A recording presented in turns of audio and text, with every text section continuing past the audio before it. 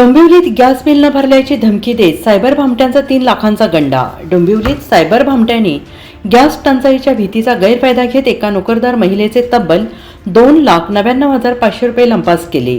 महिला स्मिता राणे यांना gas connection कापलं जाईल असा मेसेज पाठवून भामट्यांनी ऑनलाईन लिंकवरून त्यांच्या क्रेडिट आणि डेबिट कार्डची माहिती घेतली। त्यानंतर भामट्यांनी स्मार्टफोनवर प्रक्रिया पूर्ण न होत असल्याचे भासून 3 लाख रुपये लंपास केले।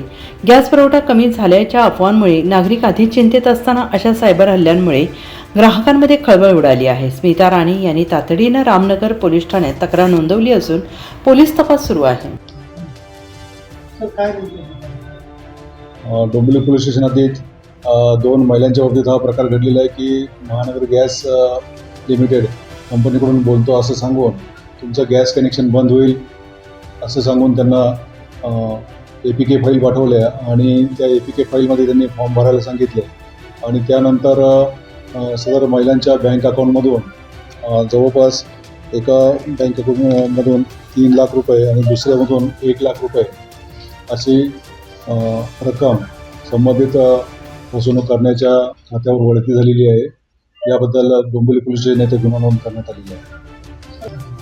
अशा पद्धतीचे गुन्हे यापुढे पण घडू शकतात। APK फाईल कृपया कोणी ओपन करू नये। खात्रीशीर असतील तरच त्या ओपन करण्यात याव्या, अन्यथा आपली आर्थिक फसवणूक या माध्यमातून होऊ शकते, याची खबरदारी सर्वांनी घ्यावी।